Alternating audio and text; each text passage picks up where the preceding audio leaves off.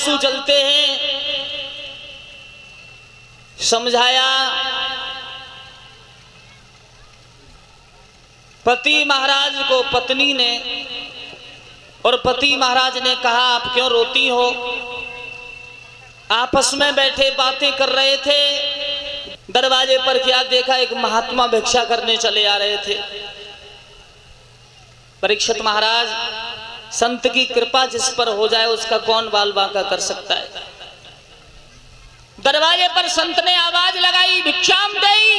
पहलू उठ करके बाहर निकले। कहो महाराज, हमारे लिए कुछ भिक्षा चाहिए। दोनों हाथ जोड़े पहलू ने कहा, कहो प्रभु, आपके लिए भिक्षा में क्या दिया जाए? अगर हो तो थोड़ा भोजन दे दो, मुझे भूख लग रही है। घर में कुछ नहीं था, सिर्फ बाजरे की एक रोटी पड़ी थी। संत को उस बाजरे की एक रोटी का मीड़ करके मलीदा घी गुड़ डाल करके बनाने के लिए तैयारी कर रहे हैं भिक्षा में देने को। और उधर संत वहां से तब तक अंतर्ध्यान हो गए। कटोरी में मलीदा लेके जब आए तब तक दरवाजे पर क्या देखा कि संत वहां से चले गए, रवाना हो गए। अरे भैया, अरे पहलू ने देखो भाई,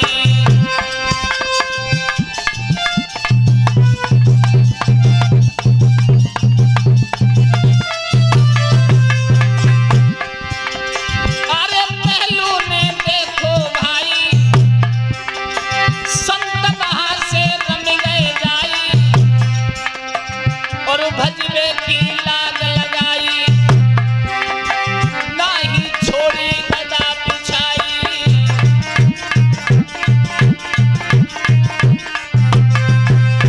आज जिस समय पहलू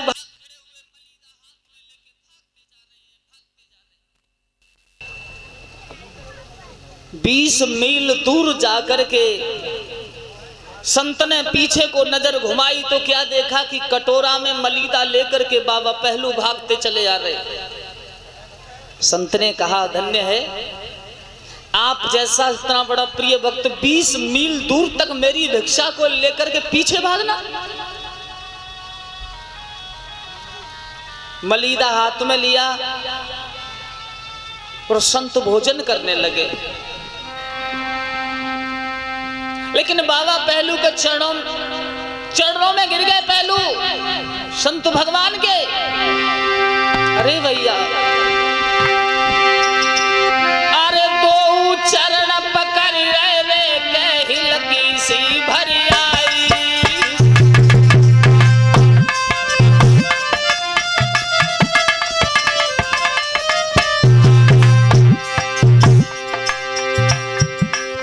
क्यों तुम बाबा छोड़ के हमको रहो जाई।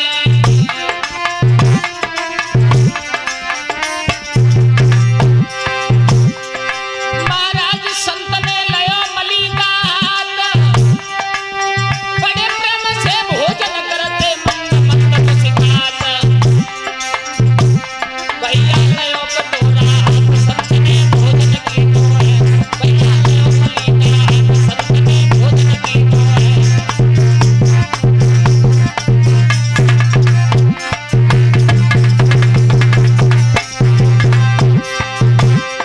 अरे भोजन की तो है रे संत ने, भोजन की तो है रे संत ने, भोजन की तो है। भैया लयो मलीदा हाथ, संत ने भोजन की तो है। आज उस कटोरा मलीदा को लेकर के भोजन खाते रहे और एकदम उनके मुखार बिंद से एक बात निकली, कहो पहलू क्या मांगना चाहते हो? आज मांग लो, हम तुम्हें दे देंगे।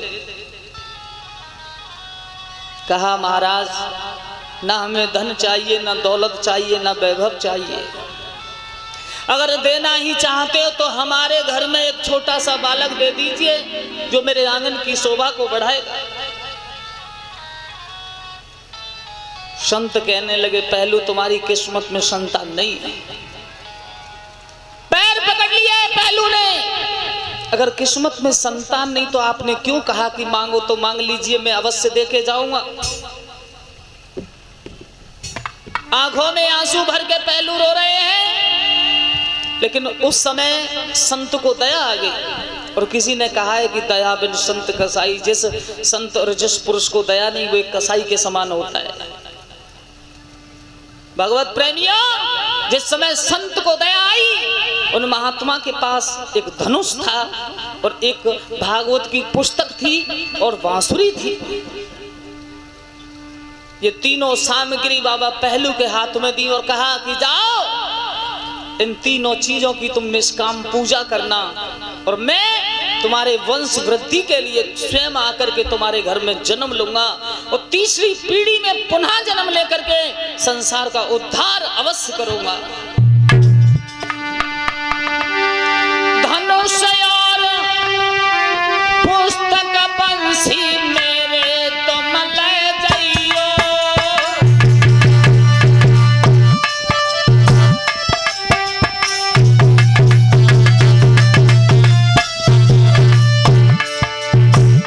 मेरी ये तीनों चीज ले लो,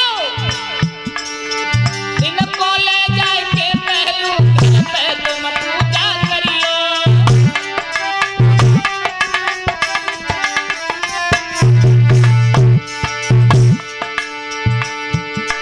महाराज के तीनों लई चीजें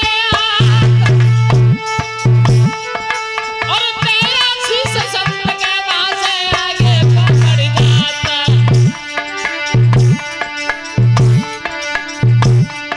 और ये धन्य धन्य हो संत तेरी मेहमानी है, और हरि बाबा जी महिमाएं जग डाली है।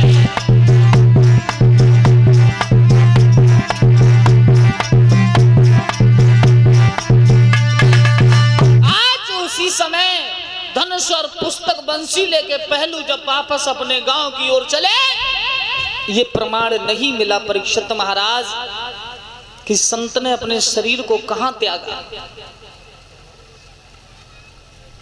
घर आए, पूजा पाठ चल रहा है उस बंसी पुस्तक का। कुछ समय आने पर पहलू के घर में एक बड़े सुंदर होनहार बालक का जन्म हुआ है। और जब बालक का जन्म हुआ, अब तो घर में खुशियां ही खुशियां मनाई जाने लगी। आंगन में बधाइयां बज रही हैं। अरे घर घर में खुशी ये मानी और लाजने महारानी।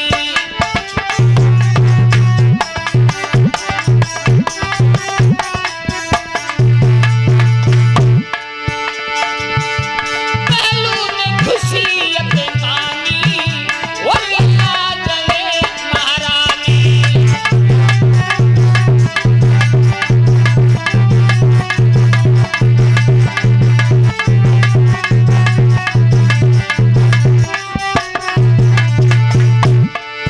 अरे संत की कृपा है नई भारी, अरे पैदा भये कुमरया तारी।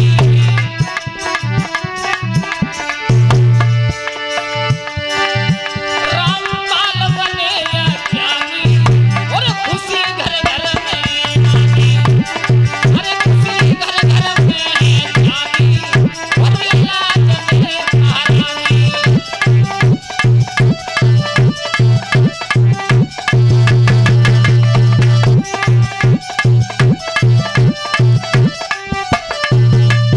आज घर घर में खुशियां, घर घर में बधाई बजने लगी।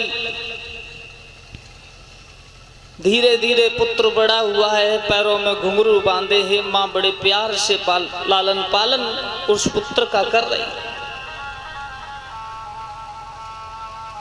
उस पुत्र का नाम लहरा सिंह रखा गया। और लहरा सिंह जब उस पुत्र का नाम रखा गया, फिर समय और आगे चला, लहरा सिंह के 6 पुत्र पैदा हुए। 7वीं एक कन्या है और उन 6 पुत्रों में सबसे छोटे जो हैं उनका नाम सरदार प्रताप सिंह है। तीसरी पीढ़ी में आके सरदार जो प्रताप सिंह हैं, उनकी एक महान पत्नी आनंदमयी के 7 पुत्र हो चुके हैं और 8वें पुत्र की प्रतीक्षा है। मां आंगन में सो रही थी कि मैया आंगन में सो रही थी और तन पर बह रहा पसीना था।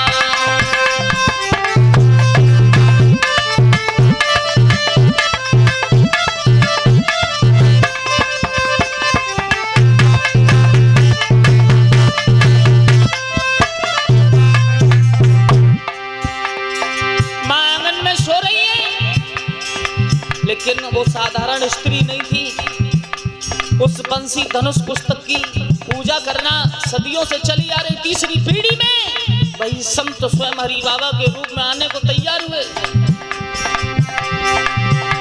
मैया आंगन में सो रही थी, तन पर मेरा पसीना था, शुद्ध बुद्ध सब भूली थी मैया,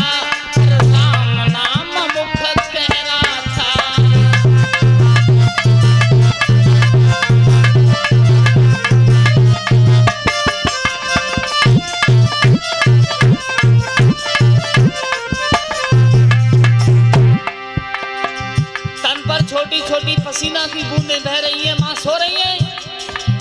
आकाशवाणी हुई, मां मैं तेरे गर्भ में आ रहा हूं। एक दिव्य तेज प्रकाश ऐसा प्रतीत होता है, धनुष और बाण हाथ में लेकर के स्वयं श्री राम स्वर्ग से मेरी ओर चले आ रहे हैं। और वो दिव्य तेजी ज्योति का प्रकाश मां की आंखों के सामने देखते ही देखते हृदय में विराजमान हो गया।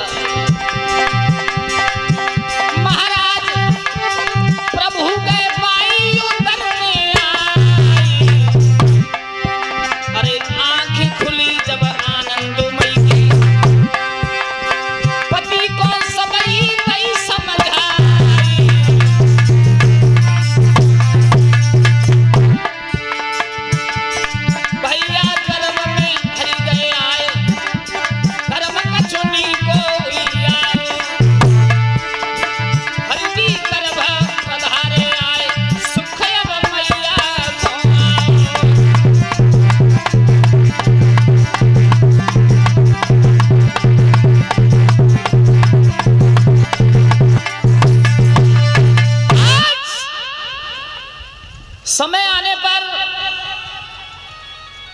फागुन का महीना शुक्ल पक्ष चतुर्दशी को उस पंजाब प्रांत जिला होशियारपुर गंधवाल में मैया की कोख से भगवान संत हरि बाबा का जन्म हुआ है। बोलिए हरि बाबा महाराज की। माँ बड़ा लाड़ दुलार प्यार करती हैं। अब तो आंगन में खुशियों का ठिकाना नहीं रहा।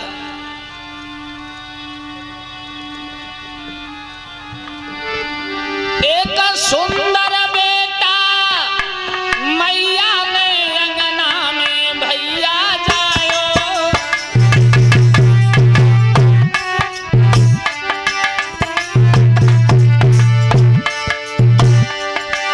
और घर घर नदी बधाई रे तान बहुत लुटवायो।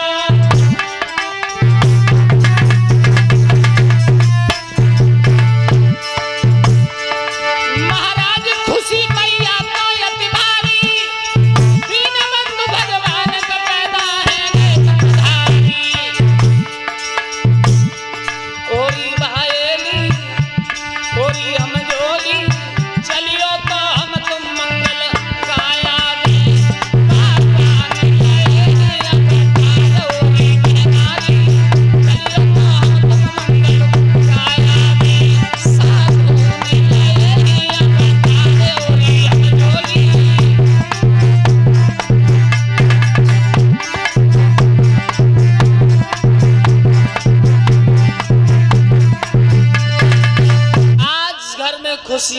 ठिकाना नहीं रहा। धीरे धीरे ये बालक बड़ा होता चला गया है। परीक्षित जी, सरदार प्रताप सिंह ने देखा मेरा बच्चा बहुत होशियार होनहार होगा। वो सरकारी नौकरी नेकपाल पटवारी की करते थे। स्वामी सच्चिदानंद नेकपाल पटवारी सरदार प्रताप सिंह के गुरु हैं। इनका बचपन का नाम दीवान सिंह रखा गया है। परम पूजनीय संत श्रोमणी हरि बाबा जी को 5 वर्ष की उम्र में सच्चिदानंद जी के आश्रम में सरदार सिंह पहुंचे और ये कहा कि देखना प्रभु, ये हमारा बालक कैसा निकलेगा। सच्चिदानंद ने एक ही शब्द कहा, ये महान योगी, महान तपस्वी, महान संत निकलेगा। बढ़ चढ़ करके उच्च कोटि का महात्मा बनकर के जग का कल्याण करेगा। सरदार प्रताप सिंह बोले, महाराज क्यों इस बेटे को महात्मा बनाए देते हो? गुरुजी ने कहा, ध्यान रखना, वो समय जरूर आएगा ये तुम्हारे घर परिवार को आगे नहीं बढ़ा पाएगा। ऐसे शब्द सुनकर के घर लौट करके वापस चले आए। महाराज जी की प्राथमिक उच्च माध्यमिक जो विद्या थी वो कंधवाल में ही पढ़ाई लिखाई। आगे चल के महाराज जी 18 वर्ष के हो गए। एक दिन माँ ने देखा पुत्र जवान हो गया तो सोचा चलो बेटा की शादी ही कर लेते हैं। हर माँ बाप को चिंता होती है, पुत्र या पुत्री जब विवाह के योग्य हो जाएं तो विवाह करने की जिम्मेदारी माँ बाप की होती है। माँ ने कहा, बेटा अब हम तुम्हारा विवाह करना चाहते हैं। संत भगवान कहने लगे, हरि बाबा, माँ ये तुम मुझे क्या कह रही हो? मैं तुम्हारे घर विवाह करके गृहस्थ को चलाने नहीं आया। मैं तुम्हारे घर क्षण मात्र भी नहीं ठहरूंगा। याद करो, मैंने तुम्हारे बुजुर्गों के लिए 3 चीज दी थी, धनुष और पुस्तक और बंसी। वो तीनों मेरे दे दीजिए, मैं जा रहा हूं। लेकिन मां रोने लगी कि मैया बेटा को रही समझाई, कुंवर मेरे तुम साधु मत बनियो।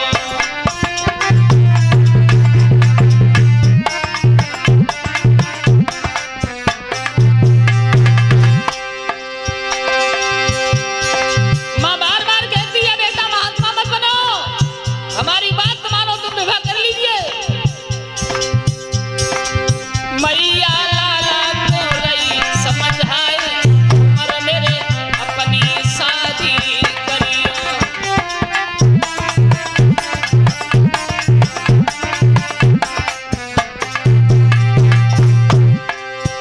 मेरे जीवन में सुख उठेंगे, कांटे भी कलियां बनेंगे। मेरे जीवन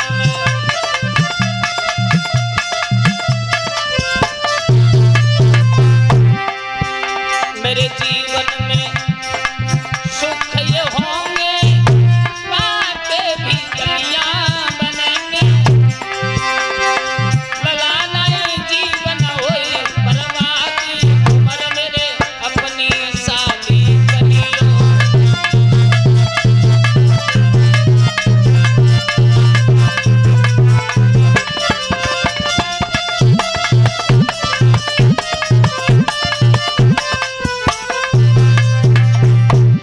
माँ बार बार समझाना चाहती थी, बेटा तुम अपना विवाह कर लो और विवाह करके हमारे जीवन को धन्य करो, सुख शांति में व्यतीत कराओ। मना कर दिया दीवान सिंह ने। मेरी बात माने और तारी, घर आवेगी सुंदर नारी। मेरी बात है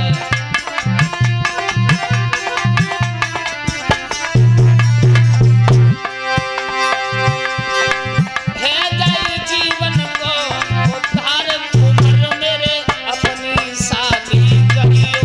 मैया लाला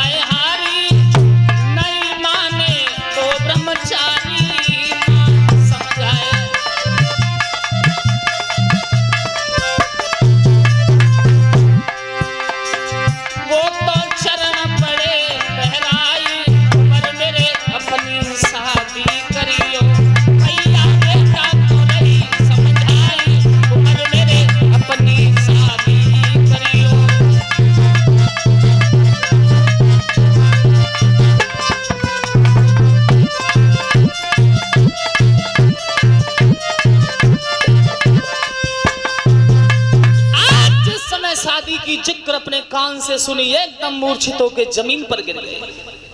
अगर आज से पहले आपने कभी मेरी शादी की जिक्र की तो मेरे प्राण ही निकल जाएंगे। सरदार प्रताप सिंह ने समझाया, आज के बाद तुमसे विवाह की कोई जिक्र नहीं करेगा। इंटरमीडिएट की शिक्षा प्राप्त करने के लिए इन्हें काशी हिंदू विश्वविद्यालय में एडमिशन कराया गया है।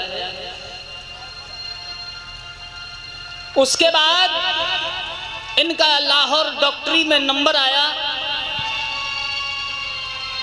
डॉक्टर बनके चले तो गए, घर वालों ने इनको ड्यूटी के लिए भेजा है। 1 महीना तक इन्होंने अपनी ड्यूटी को ज्वाइन किया। बैरागी ने झटका दिया, वहां से भाग खड़े और वहीं आ गए स्वामी सच्चिदानंद जी के आश्रम में। और सच्चिदानंद जी से कहा, प्रभु आप हमारे कुल गुरु हैं और आप मुझे अपना शिष्य बना लीजिए, मुझे महात्मा बना लीजिए। सच्चिदानंद बोले, अरे दीवान, महात्मा कभी बनाए नहीं जाते, महात्मा तो स्वयं बनते हैं। जो परमात्मा के रंग में रंग जाता है वही महात्मा हो जाता है। महात्मा बनना कोई साधारण बात नहीं है। भक्ति करना लोहे के चने चावना है, जाओ, हम तुम्हें महात्मा नहीं बनाएंगे। वहां से चले गए प्रभु। और जिस समय वहां से चले गए, शूलकंठेश्वर महादेव पर पहुंचे हैं। 2 रुपए की गेरू को लेकर के और अपने वस्त्रों को स्वयं अपने आप रंग करके और महात्मा बन गए। बोल हरि बाबा महाराज की। महात्मा बन गए, भजन करते हैं। घर वालों को ये पता है कि हमारा बालक पढ़ रहा है, और लेकिन वो पढ़ नहीं,